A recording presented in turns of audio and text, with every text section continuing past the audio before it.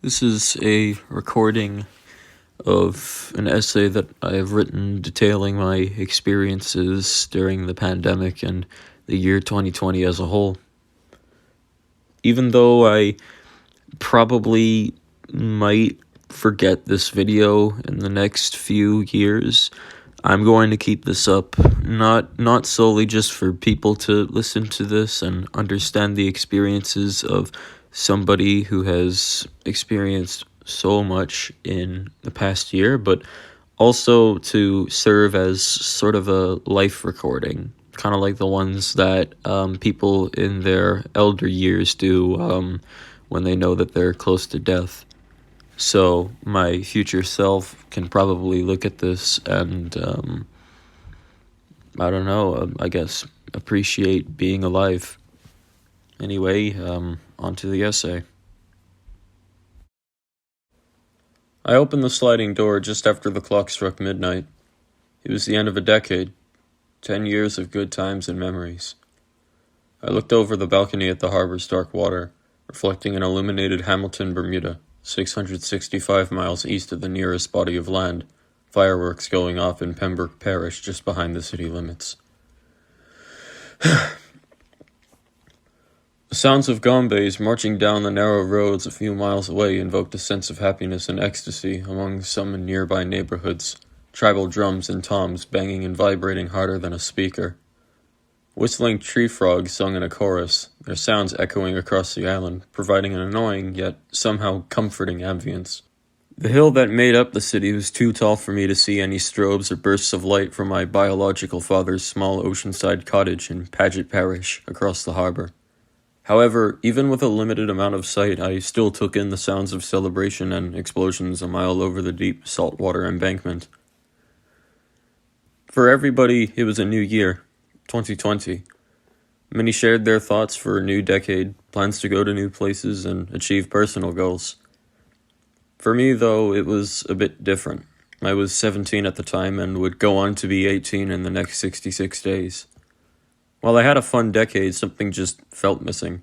I'd done everything I wanted to and experienced much, traveled to places, got the gifts and games I wanted, spended some time with friends, enrolled in a better educational system, survived an asthma attack on Halloween night, learned things all on my own, the typical things a kid, preteen, or teenager would experience and enjoy before they would turn 18. Perhaps it was nostalgia, the driving urge to be in a place you once experienced many years ago but can't for some unexplainable, almost extraterrestrial reason. What was left behind that I didn't get to do? Would I still have time to do the things I wanted to do? How does one stay in the same place while simultaneously maturing? I don't understand. Why? Why do I feel this way? Maybe there was just something or multiple things I needed answers for, but my mind and consciousness hid the answers from me. I wanted to know, but didn't have the intelligence to pass through the endless thoughts in my mind and locate that one explanation. I was numb, paralyzed in my own understanding. Though I wasn't depressed, it felt like I wasted a good amount of my life. I opened the sliding door just after the clock struck midnight. It was the end of a decade, 10 years of good times and memories. I looked over the balcony at the harbor's dark water, reflecting an illuminated Hamilton, Bermuda, 665 miles east of the nearest body of land, fireworks going off in Pembroke Parish just behind the city limits. The sounds of gombays marching down the narrow roads a few miles away invoked a sense of happiness and ecstasy among some nearby neighborhoods, tribal drums and toms banging and vibrating harder than a speaker. Whistling tree frogs sung in a chorus, their sounds echoing across the island, providing an annoying yet somehow comforting ambience. The hill that made up the city was too tall for me to see any strobes or bursts of light from my biological father's small oceanside cottage in Paget Parish across the harbor. However, even with a limited amount of sight, I still took in the sounds of celebration and explosions a mile over the deep saltwater embankment. For everybody, it was a new year, 2020. Many shared their thoughts for a new decade, plans to go to new places and achieve personal goals. For me, though, it was a bit different. I was 17 at the time and would go on to be 18 in the next 66 days. While I had a fun decade, something just felt missing. I'd done everything I wanted to and experienced much, traveled to places, got the gifts and games I wanted, spended some time with friends, enrolled in a better educational system, survived an asthma attack on Halloween night, learned things all on my own, the typical things a kid, preteen, or teenager would experience and enjoy before they would turn 18. Perhaps it was nostalgia, the driving urge to be in a place you once experienced many years ago but can't for some unexplainable, almost extraterrestrial reason. What was left behind that I didn't get to do? Would I still have time to do the things I wanted to do? How does one stay in the same place while simultaneously maturing? I don't understand. Why? Why do I feel this way? Maybe there was just something or multiple things I needed answers for, but my mind and consciousness hid the answers from me. I wanted to know, but didn't have the intelligence to pass through the endless thoughts in my mind and locate that one explanation. I was numb, paralyzed in my own understanding. Though I wasn't depressed, it felt like I wasted a good amount of my life. I opened the sliding door just after the clock struck midnight. It was the end of a decade. 10 years of good times and memories. I looked over the balcony at the harbor's dark water, reflecting an illuminated Hamilton, Bermuda, 665 miles east of the nearest body of land, fireworks going off in Pembroke Parish just behind the city limits. The sounds of gombays marching down the narrow roads a few miles away invoked a sense of happiness and ecstasy among some nearby neighborhoods. Tribal drums and toms banging and vibrating harder than a speaker. Whistling tree frogs sung in a chorus, their sounds echoing across the island, providing an annoying yet somehow comforting ambience. Cubicle, a nice compact space drenched in snow. Its surfaces shine whenever Sol brushes her light against the breastwork. From its upward square drenched long chlorophyll vines, the network of thin leaves slowly drop downwards towards the tissue of the earth below. The cubicle gifts, simple and miniature, a small space, light gray doors open to reveal a closed and illuminate cave, chests filled with cloth and fabric of the Great One who resides here. It is home. My home. More specifically, my room. I laid underneath my sheets in a state of drowsiness. I had just woken up. The date? March 23rd, 2020, the first day of online learning. Using all my strength, I managed to push myself out of bed. I quickly took a shower, had breakfast, brushed my teeth, and ran downstairs to a plastic fold-up table with metallic stands and a cold white surface. The laptop opened to reveal a whole new world. I managed to get a taste of a couple of weeks before this point when I studied for school at home without the atmosphere of a classroom. Now I would be attending school every morning from 10 to 8:30. Engaging in classwork, reviewing the educational materials provided to us by our teachers, participating in afternoon or evening activities with teachers and peers, and socializing in clubs. Even though we were all in our own homes, it still felt like school. Quite an unusual perspective, considering when most people experience academic-related things in their own refuge, they still believe they are in their own home, separated from the educational aspect of an academy. It was strange yet fascinating. I believe the experience may have given me a possible insight into the lives of homeschooled kids and adolescents, what they go through every day and how they get themselves ready, what they do when it comes to working on schoolwork assignments and homework, etc. I had never experienced something like this before, so I didn't know what to feel. I just carried along with the other students and worked as we would be back at school whilst maintaining contact with my family and daily house routines, actions, and behaviors.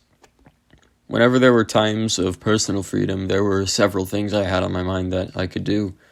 My schoolwork, play video games, make music, draw on a sketchbook or tablet, talk to friends or strangers around the same age as me on Discord, communicate with fellow musicians on their projects, tips, and progress towards becoming professional music makers, read books from forum stories online, which I rarely did, watch a random YouTube video that popped up in my recommendation feed.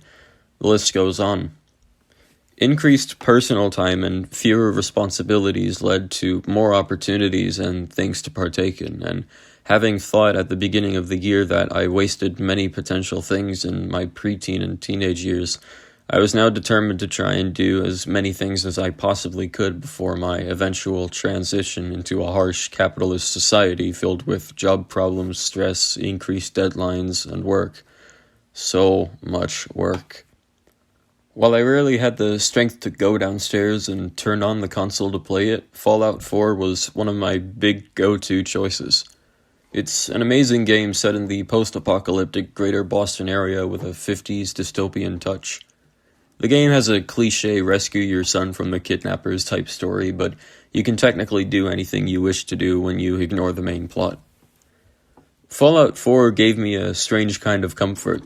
It almost felt like the game was just a simulation of the world I was living in real life, one where violence, political discourse, cults, conspiracy theories, and environmental issues always were the topic of the day.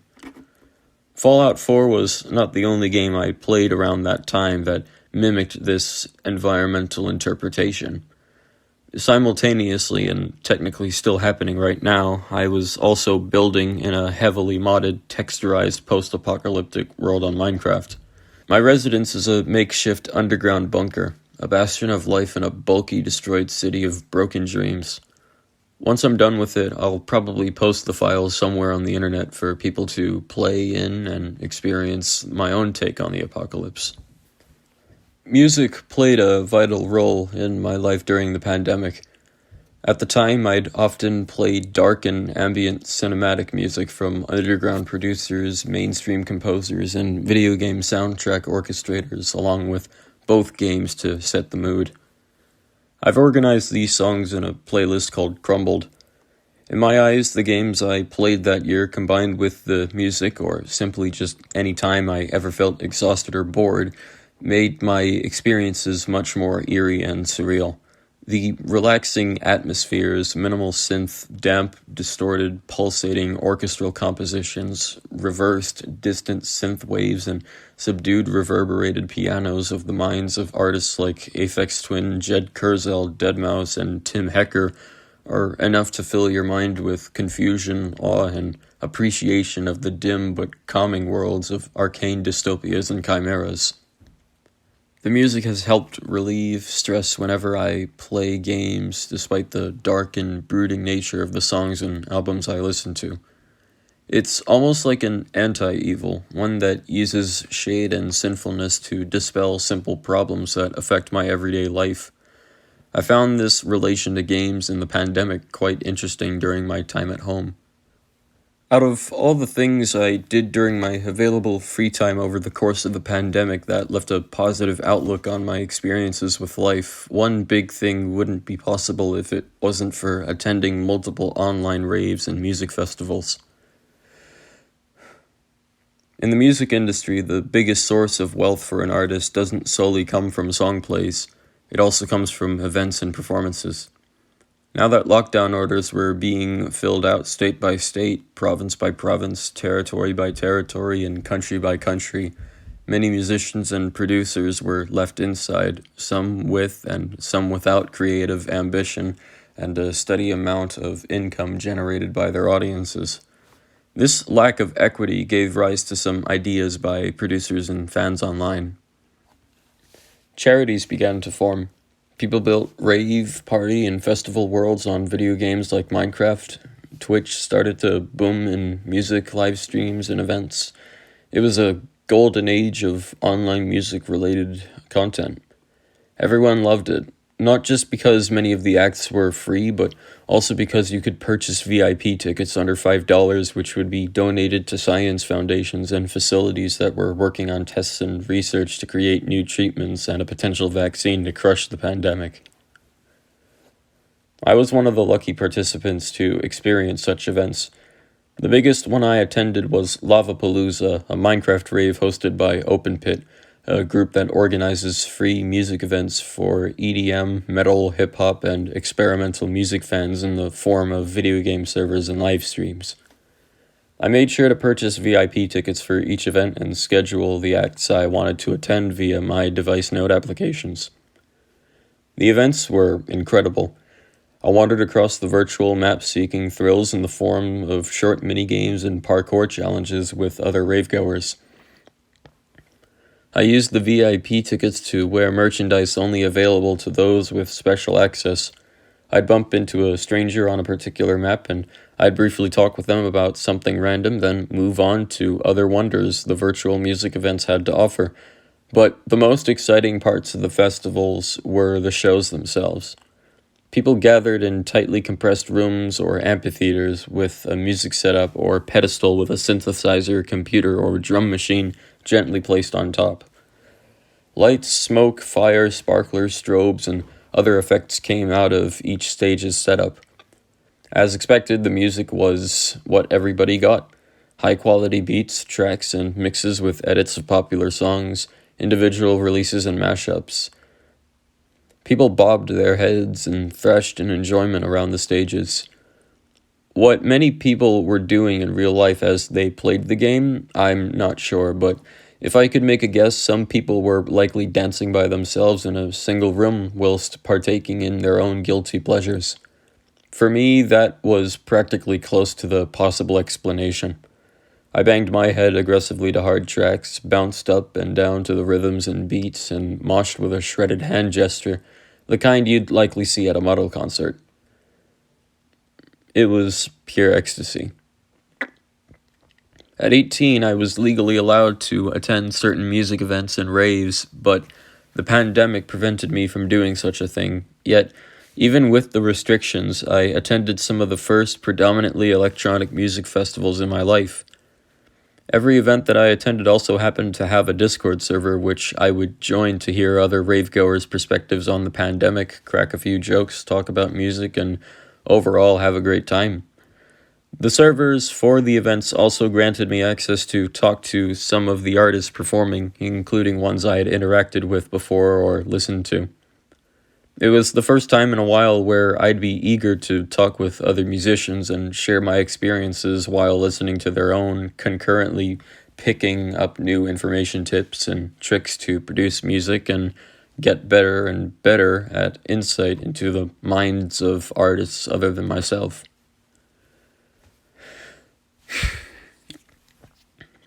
These events have also made me more likely to hop on Discord at some point during the day to talk with someone. I didn't care what the situation would be for me at any certain time. All I wanted to do was talk with people to revive my comprehension, and ever since then, it's become a daily ritual for me. Since joining music servers, I've engaged more in production, and it has truly allowed me to attempt to try new things without guidance all on my own while using advice gained from people on the servers.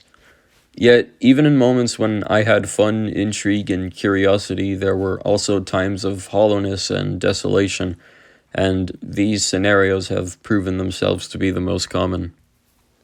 I do attempt and push myself to communicate with friends and family. However, even after years of social improvement, a part of me still suffers from introversion, a state where someone may not always want to talk or regularly engage in dialogues and relationships with other people.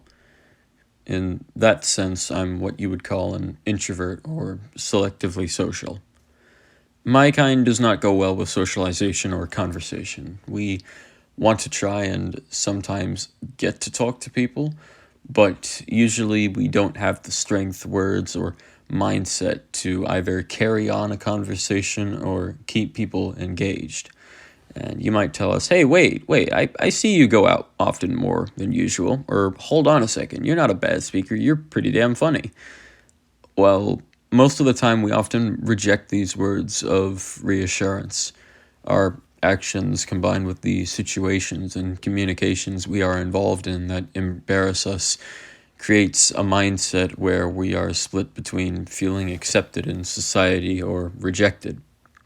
Depending on the introvert at hand, we are either semi-social and still have the skills to communicate whilst concurrently retreating to our places of habitation, or we are antisocial and reside in squalor behind the closed doors of our own rooms, dorms, and houses, totally separated from the outside world. Our devices, books, and personal interests keep us psychologically balanced. The world we see is one of anguish, confusion, and uninterest. While I myself and others identify me as an introvert, I am at the same time a relatively social person, but only when I'm with people I know or have attempted to push myself to get to know. They're mostly friends and family and Discord users. Even though I do this sort of stuff, I'm mostly in my room, indulging in my own hobbies and interests, wasting my life away. I don't do anything else except waste myself away in the things I wish to do. It is sporadic to see me out in public for extended periods of time. Though I had plenty of free time to do what I desired on some days and weekends, my mind would sometimes go black. There'd be nothing but nothingness, no way to think of something to do to relieve the minimal level of stress my body developed each day from boredom. To understand this daily cycle of wasted potential, I want you to put yourself in my perspective. You wander down the pathway from the last resting spot on your endless journey of looking for new thoughts and come across a massive fortress, its architecture draped in multiple colors and textures. The structure is a haven of dreams, knowledge, thoughts, opinions, and desires. The only way to access the contents of the fortress is to slip a paper of your ideas into a small eye slot attached to the door of the colossal fortification. You do so and wait to be granted access. As time passes, however, you notice the sky begins to turn gray. A cloud of smog materializes into the air around you. The vegetation, soil, and the earth start to die. Everything outside the fortress becomes part of a vastly growing environment of death and gloomy obscurity. You frantically bang on the doors of the fortress, demanding to be let inside.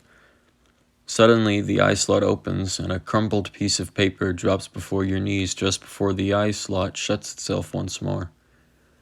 The sound of a lock can be heard on the opposite side of the door. You're now left outside the fortress of millions of colors, surrounded by an endless sea of dead trees, smoggy skies, and the decaying soil and grass beneath your feet.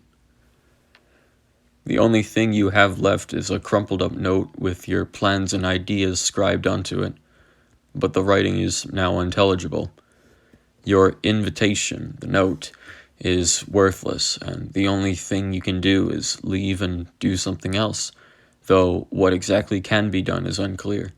Sometimes you may have a point of interest, other times you will only continue to walk down the empty, dark, dying roads of the wasteland of dying ideas. This visionary perspective resonates with the daily cycles I'd experienced in the first 6 months of the pandemic.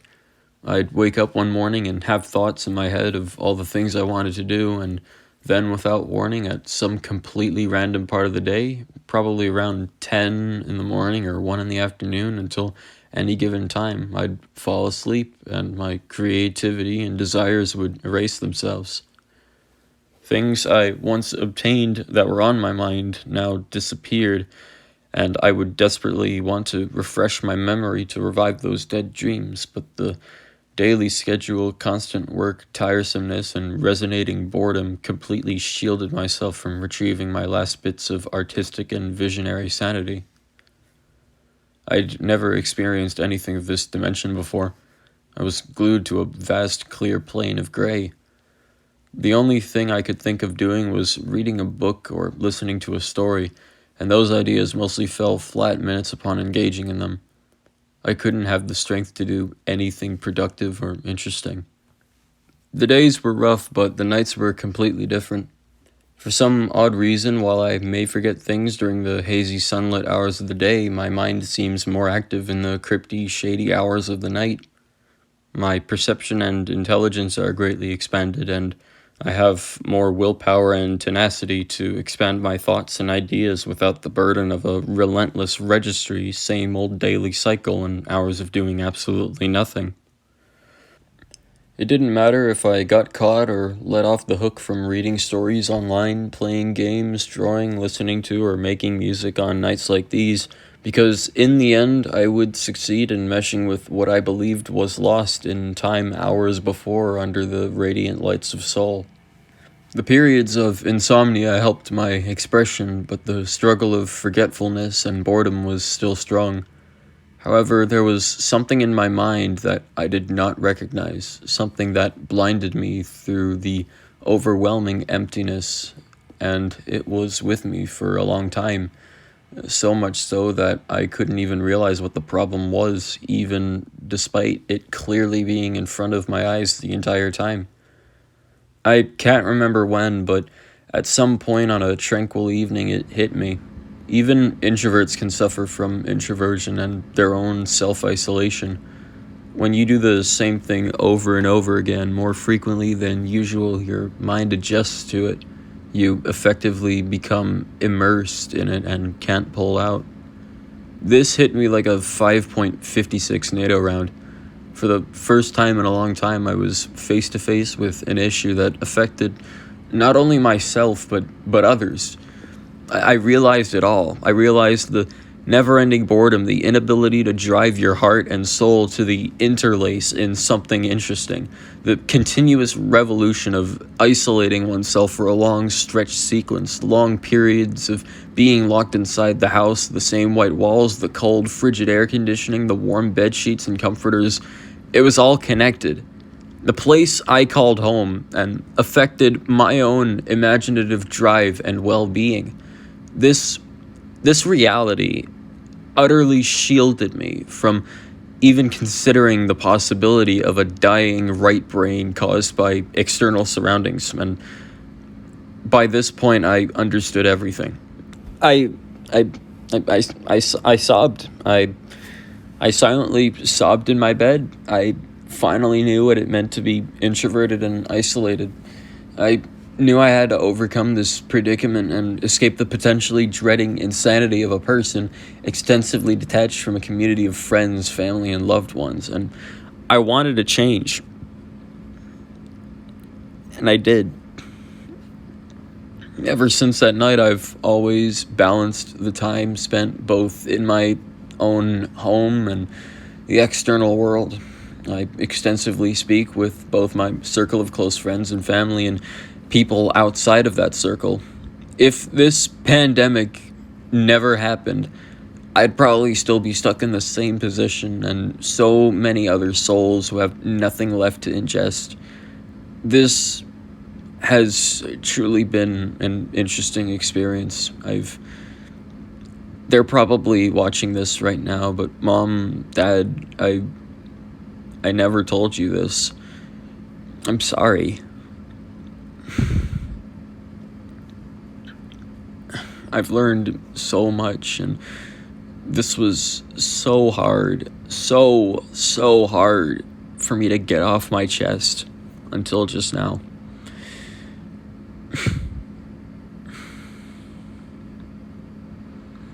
"2020 is a pain in the ass. It really is." To end things off on a proper note, I'll respond to a question people might ask me at some point in my life. And that question is, was 2020 great for you? No. When it comes to politics, weather, crises, disasters, and stress, it is by far one of the worst years I've ever lived throughout my life, with a menagerie of reasons. Racial injustice, more violent forms of political discourse, conspiracy theories, religious lies about cures, the denial of science and facts, ruined harvests, forced fires, hurricanes, anti-vaxxers, political denial, police evidence denial, snarky women referred to by many as Karens, shouting to the employee at Starbucks why she can't get inside of the building without a mask in order for her to retrieve her snickerdoodle latte. In the name of the First Amendment, the list can just go on as long as I wish to tell you, but I'm keeping it short. 2020 is the worst year of this entire century, and I have seen the worst of the worst unfold before my own eyes on TV and also in person. and I stick with that statement proudly. Next time you celebrate completing an entire decade, think negatively. Think like everything can go wrong. It's the only way to jinx the inevitability of hell itself and the various consequences it can bring to us all. And don't just think the world could end. You know what else you can think about? Doing the things you love to do in the next decade. Because no one or nothing will stop you. If you have an empty quarter of your day, put down your trash and work. Do it. Just do it. This is your own life. You have the power to do whatever you want with it, so go and make the most of it. Treat every small moment like a special meal with dignity and respect, because that's what matters most. And if the same person also happened to ask, well, if you thought it was a crummy year, what did you believe was good or interesting? I'd give that person a bottle of Minute Maid lemonade, sit on a park bench, and tell them exactly how I felt about it. 2020 was an interesting circumstance. I didn't think I could embrace more emotion and change in the safety and comfort of my own home than anywhere else I can think of. My social skills outside of my family have greatly improved. I've listened to music more often than usual. I know what it's like for someone to go through the same repetitive cycle of continuously forgetting new ideas and plans for the day and being locked in an elongated state of wariness and ennui.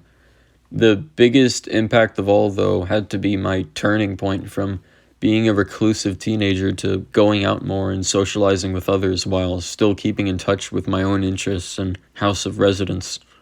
I don't know if another weird circumstance like this pandemic will happen again. However, given the chance one does appear, I'll live my life in quarantine with pride and admiration for the time I have, even if I end up in a wheelchair and look like that grandmother from SpongeBob who craves the appreciative taste of aquatic chocolate.